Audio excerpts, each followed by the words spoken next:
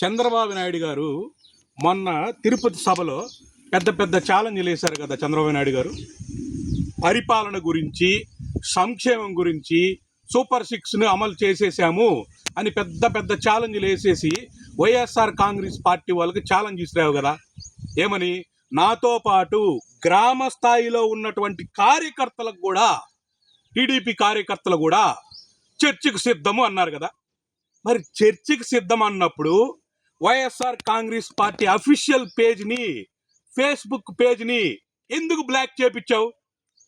దీనికి సమాధానం చెప్పగలవా? చర్చ గురించి తర్వాత మాట్లాడదాం.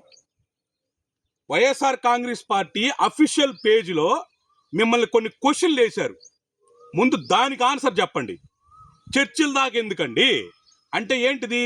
మీకు అక్కడ ఆన్సర్ ఇచ్చేటటువంటి, కౌంటర్ ఇచ్చేటటువంటి ఆస్కారం కూడా లేదు మేము అడిగే క్వశ్చన్లకి. దీనికి దిక్కు దివాణం లేదు. కానీ గ్రామ స్థాయి నుంచి అంటే కార్యకర్తలతోటి చర్చలకు సిద్ధం. ఏం సిద్ధమయ్యా? ఆఫ్టర్ ఆల్ మీరు ఫేస్బుక్ పేజీలో ఏదన్నా మేము క్వశ్చన్లు అడిగితే దాన్ని బ్లాక్ చేసే పరిస్థితికి వచ్చారు మీరు. ఇది కదా అసమర్థ పాలన. అసమర్థ పాలన అంటే ఇది కాదా? ఎందుకంటే మీరు మహా లింగుమని ఒకటో రెండో ఆ సూపర్ 6లో భాగంగా అమలు చేసినటువంటి పథకాలు, అవి కూడా మీరు కాదు, ఎవరు వచ్చినా అమలు చేసేటటువంటి అవి.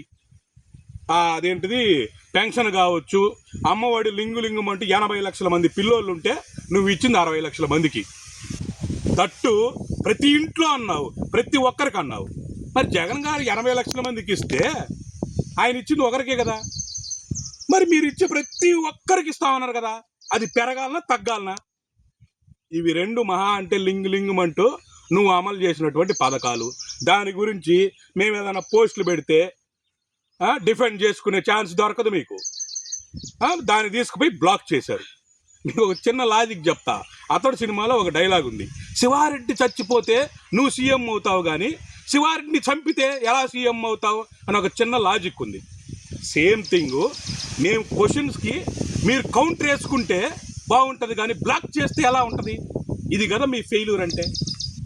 కాబట్టి ఇలాంటి పిచ్చి పిచ్చి మాటలు, పిచ్చి పిచ్చి బ్లాకర్సు, ఎవడన్నా పోస్ట్ పెడితే బ్లాక్ చేయడము, లేదంటే కేసులు పెట్టడం, ఇవన్నీ దయచేసి మీ ప్రభుత్వానికి ఈ నుంచి స్టార్ట్ అయింది పతనం అనేది. ఇంకా 3 ఏళ్ళు, ఆల్రెడీ 2 ఏళ్ళు అయిపోయింది. లాస్ట్ ఇయర్కి జగన్ గారి పాదయాత్ర స్టార్ట్ అయిందంటే మీరు అయిపోయింది ఇంకా. కాబట్టి ఇలాంటి ఇప్పటికైనా మీరు మానుకొని, మీకు దమ్ము ధైర్యం ఉంటే రిప్లైలు ఇచ్చుకోండి, క్వశ్చన్కి ఆన్సర్ ఇవ్వండి. మేము ఇది చేసాము, ఇది పీకామని చెప్పి.